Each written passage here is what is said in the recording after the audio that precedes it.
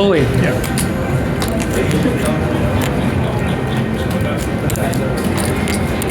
Cold. All in cold.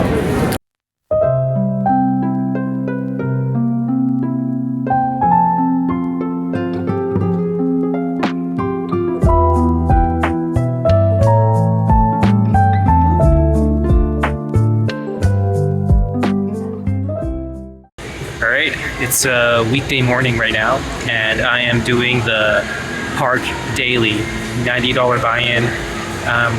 This is the first time for me, so I don't know what the turnout is, but it looks like there's at least 2 tables right now. So between 20 and 30 entrants is what I'm guessing it's going to be, and we'll see how that goes.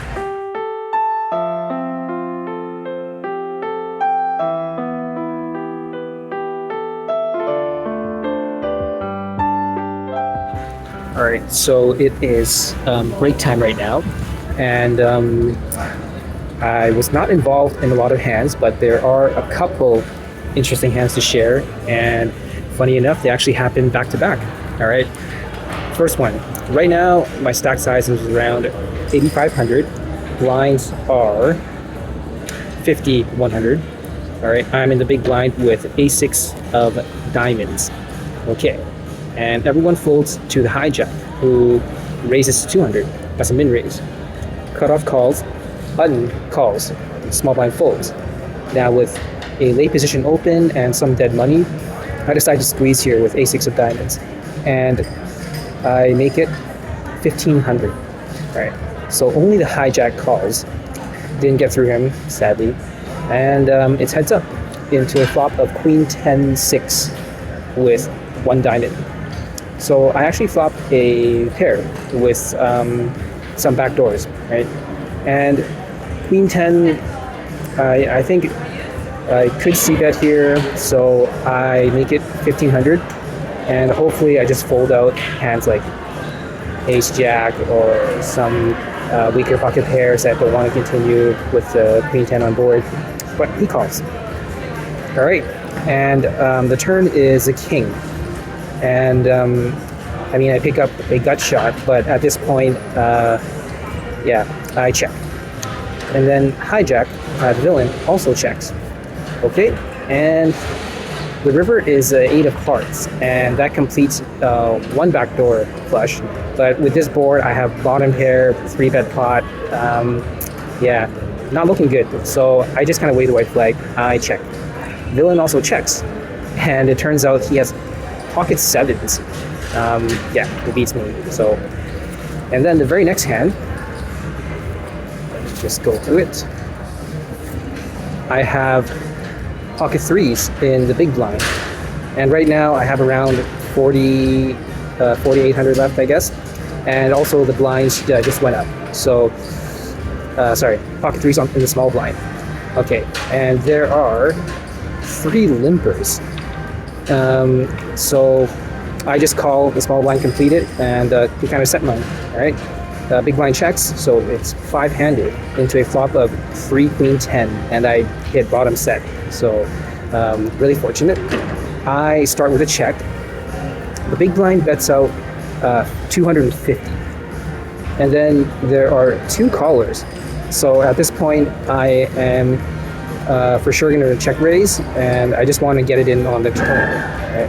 So I figured 1,500 is good, and this is perfect timing too, because that very last hand I show kind of like a a6 bluff. So hopefully someone will just look me up with a queen, and I'll only get 1 caller from hijack. The turn is an 8, which completes an open ender, but for the most part I think it's a brick. The villain either has a flush draw or queen X, mostly. So I'm just going to jam all in, and hoping he's going to look me up. And he thinks for a while and folds. And that is it for that hand. So right now, it's about time. I think I have to head back. I have around like 6,200, I think, in chips. And the big blind, I believe, is going to be 400. So I think I have around like, what is that, 15 bigs? Yeah, not a lot. Do need to double up. So hopefully that happens, and I'll keep you guys posted if anything interesting happens.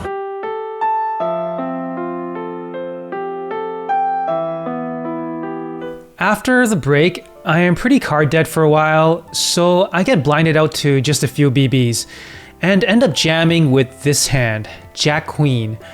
I get called by 2 players. My Queen High actually almost wins it, but one villain with Deuce 5 offsuit hits a 5 on the river, and that is how I get busted. Pretty anticlimactic.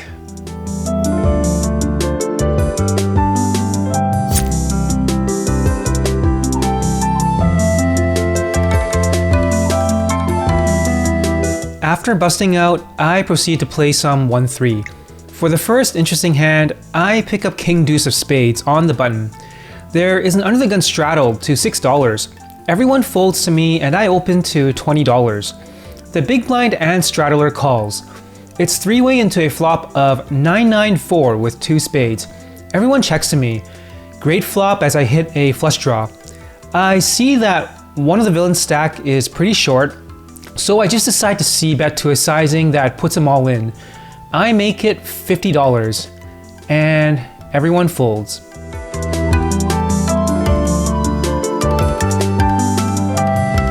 This hand, I pick up Ace-King at the hijack position. The middle position limps. I raise it up to $15. Only the small blind and limper calls. It's 3-way into a flop of Ace-King-Jack Rainbow. Everyone checks to me. Not a bad flop at all, hitting top 2 pair. I c-bet for $20. Only the middle position calls. The turn is a deuce, essentially a brick. The villain checks. He only has a bit over pot size left behind. I don't think there's much merit to betting small and setting up for the river. There are still scare cards that can potentially slow down the action. If the villain himself has something like an ace with a gut shot straight draw, I just want everything to go in now, and he's already committed enough for that. I go all in. The villain calls. The river is a brick. We table our hands, and I beat Ace-Queen to take this one down.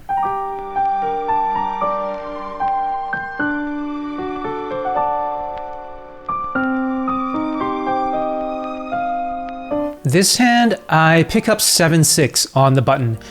Everyone folds to me and I open to $10. Only the small blind calls. It's heads up into a flop of Jack 5-10 with 2 hearts. The villain checks. I c-bet for $10. The villain calls. The turn is a 6. The villain checks again. I turn a pair and pick up some showdown value. It's a pretty draw heavy board, so the villain could very well have some kind of drawing hand. I decide to continue betting and I size up to around pot size at $40. This bet serves as getting value from any draws, protection for a weak pair, as well as folding out hands like 10x or pocket 7s through 9s. If I get a call here, there are a lot of potential scare cards to turn my weak pair into a triple barrel bluff. Keeping in mind I have a heart blocker that can also rep a flush if that hits. The villain folds.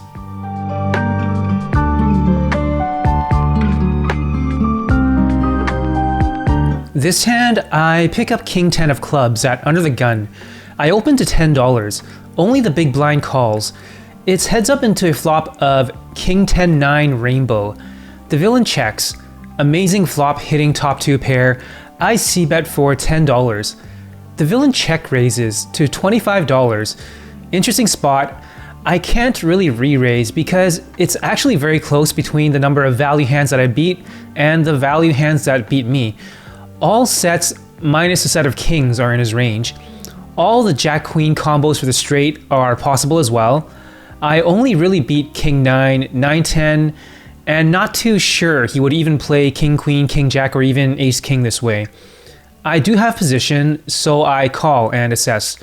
The turn is a 7. That brings in another open-ender that hit. The villain leads out for $65. I call again for all the same reasons. The river is a brick. The villain leads out again for a bet of $145. At this point, there just aren't any bluffs, so the only thing I can do is call with top 2 pair and hope that I beat the handful of weaker value hands he might have. We table our hands and chop the pot with the same hand.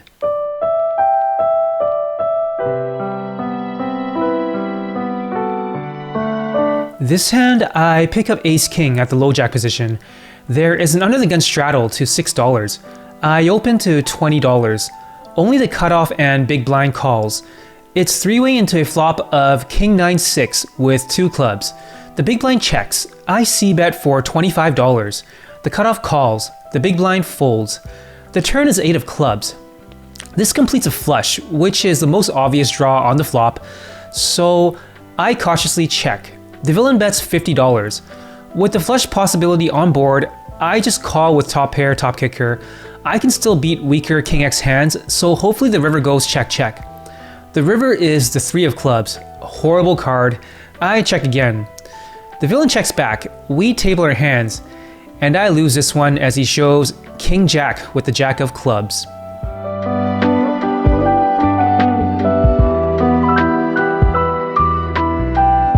This hand, I pick up ace-jack in the middle position.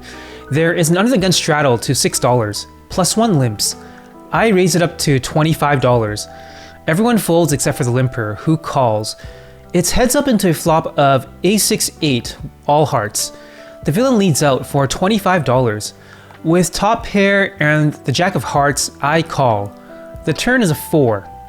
The villain leads out again, this time for $65. At this point, I don't think my pair ace is good here.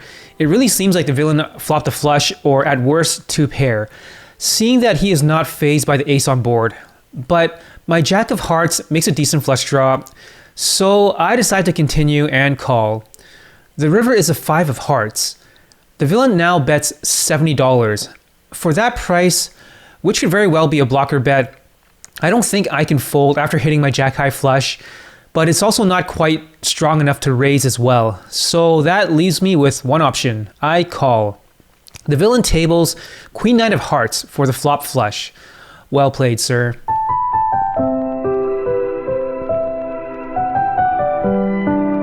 This hand, I pick up ace 9 on the button.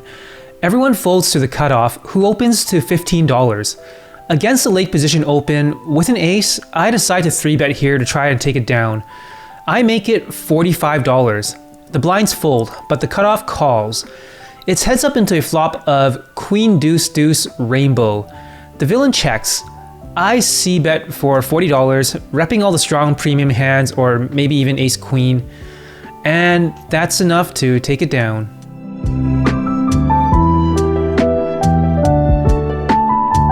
This hand, I pick up 9-4 of spades in the small blind. Only the low jack and the button limps. My hand is not a great one at all. In fact, it's pretty much garbage even though it's suited. But with 2 late position limpers, meaning they couldn't really be strong at all, I decide to go for the dead money and make it $20. This is solely a pre-flop play and I would recommend against it. Anyways, only the button calls. It's heads up into a flop of 10-10-3. I'm out of position with a trash hand, a spot I got myself into. I just check, and I'm prepared to surrender. The villain checks back. The turn is another 10. Since the villain checked back the flop, he probably completely missed this board, as I have, but I am the one who reps strength pre-flop. All I have to do is rep pocket pairs, or maybe even ace-king here, and that will be good enough to take it down. I go for a delayed c-bet of $40. The villain folds.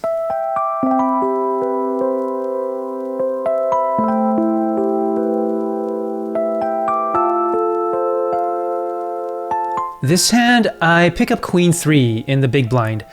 There are 3 limpers, the small blind calls, and I check with another garbage hand. It's 5-way into a flop of 3-3-8. The small blind checks. Awesome flop, hitting trips.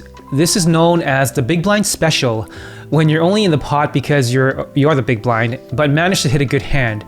Anyways, I bet $10, targeting value from 8x.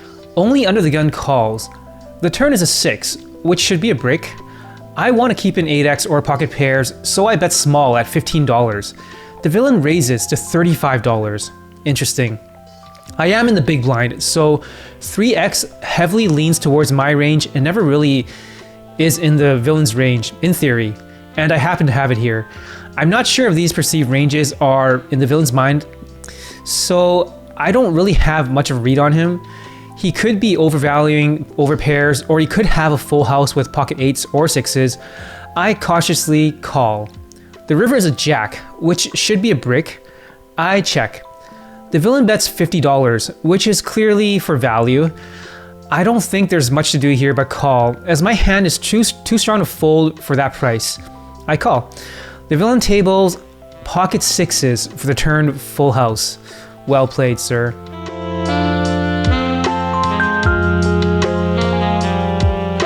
For the last interesting hand of this session, I pick up pocket 7s in the hijack position. Under the gun +1 opens to $12. The low jack calls. I call to set mine. Everyone else folds except the small blind. It's four-way into a flop of deuce 5-4 with 2 diamonds. The small blind checks. +1 C bets for $40. The low jack calls. With an overpair and a draw heavy board, I just flat call for now. The initial aggressor could be simply C betting, seeing 3 low cards, and the low jack could be calling with any draw or 5x. It might not be the case, but there are quite a few scenarios that my hand could be in the lead. The small blind folds. The turn is a 7. What a beautiful turn card. Now I am most likely in the lead, as I only lose to a straight, and I don't really see ace-3, 3-6, or 6-8 being in this spot. If anyone has one of those hands, it could be the low jack, but he is more likely on a flush draw. Under the gun +1 leads out for $200. The low jack folds. This is a pretty odd over bet. The only player that I thought could possibly have a straight is now gone. The villain really is just playing like he has an overpair or nut flush draw. I decide to just get it in here, as he is committed enough to stack off with what I think is a worse hand. I go all in. The villain calls. The river is a 9 of diamonds. I'm not liking the diamond, but I table my hand, and the villain mucks.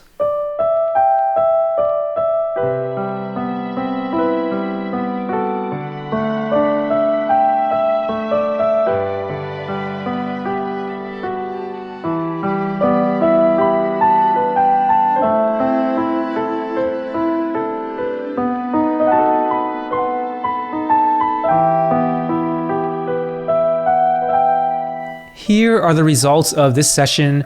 I bought in for $700 and cashed out for $1,027.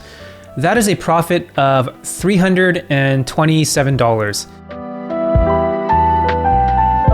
That brings my total bankroll to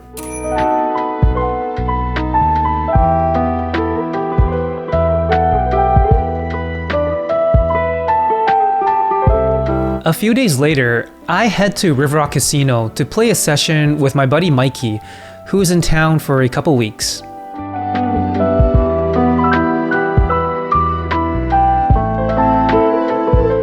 All right, just finished my session at River Rock, and as usual, River Rock Poker Room does not allow phones on the table, so I won't have any table footage for River Rock sessions. But there were a couple interesting hands that I think were worth sharing. So here we go. First one, I pick up Ace Queen of Hearts at the cutoff. There's a button straddle for $6, and both of the blinds call, and then the low jack limps. So action folds to me, and I reset to $30. Everyone folds except for the low jack. Now, low jack is kind of an OMC, so I'm already a little bit cautious here. Anyways, heads up into a flop of Jack 9-3 Rainbow with 1 heart. Villain checks, and yeah, board doesn't hit my range, so I just check. And the turn is an ace, and then the villain now leads out for $55, which is kind of unusual. I mean, the ace does benefit me more, and he doesn't seem to be phased at all, just leading out like that. So right away, I am, especially against an OMC, I actually contemplate folding here. Yeah, I know it sounds crazy, but then again, top pair, queen kicker, I do make the call. And just as I do that, the villain yells out, check in the dark. So he already checks blind on the river, whatever it is. River comes, Jack of spades, pairing the board. And villain checks, like he called. Actions on me. And I think for a bit here, since he checked dark, checked blind on the river, I decided to go for a very small value bet. And this is like super thin. And I'm not sure if this is even the right move against this particular villain, against OMCs in general. But I make it $40. Really, what I'm targeting is like ace 10, maybe even ace 9 that got counterfeit. But aside from ace king, right, I have the best two pair basically all the time, right? And it was a limp pot. He only called a single raise pre-flop raise pot, right? So I figure I could get some value from any ace, and he shouldn't have ace king here. Villain calls and tables ace king to beat me. So there we go. This is a case of going for thin value against the wrong opponent and just screwing myself over. But yeah. All right, so on to the next hand. So this hand, I pick up ace queen at the low jack position. There is one limper from the middle position, and then actions on me. I raise it to $15. The hijack calls, and everyone else folds except for the original limper, who also calls. So three-way into a flop of queen 10-9 with two hearts, and then middle position checks. So onto me, this is a very wet connected board. Even though I hit top pair and top kicker, I decide to do a little exercise a little bit of pot control here. So I check. Hijack in position, that's $15. Middle position folds, and action back on me, so easy call. Turn card is another queen, so I improved to trips with top kicker, so this is really good. But here's the thing, if he was beating me on, if the villain was beating me on the flop, he should be also beating me here as well. So it's still a pretty dangerous board. I do beat like queen jack, queen king, and those are the main cards that main hands that I can get value from. And I may have also counterfeited 10-9. But other than that, I'm still going for some pot control. I still unblock all the draws. So I think the best play here is to check call, because if you want to bluff with draws, I gotta let him do that as well. So I check. Villain bets $45, and definitely not going anywhere. Trips top kicker. I call, and the river is a complete brick. So very good card. And for all the same reasons, I just don't see myself getting any value here from, if I already blocked the queen, like basically if I check, if he has a queen that loses to me, I'm pretty sure he's going to value bet. And if he had a draw that missed, I also got to give him the opportunity to bluff it off, right? So I still think the best play here is check call, and that's what I do. I check. Villain thinks for a bit, and then he bets $100. So this is a really good good sizing, I think, because for me, because it's a good bluff sizing, and also if he did have a value hand that loses to me, like Queen X, this is a pretty good sizing for that as well. So, but I just don't think there's any merit to check raise here, because if he can call a check raise, it's probably a hand that beats me. I just call. He tables Queen 3 offsuit for a worse trips, and did not expect a hand like that to be in there. I thought if I beat anything, it would be like barely something like Queen King or Queen Jack. But yeah, and that's pretty much it. Here are the results of my session at River Rock. Here you'll see a photo of my starting stack, as well as a photo of close to what I ended with. I bought in for $500 and I cashed out for $1,058. That is a profit of $558.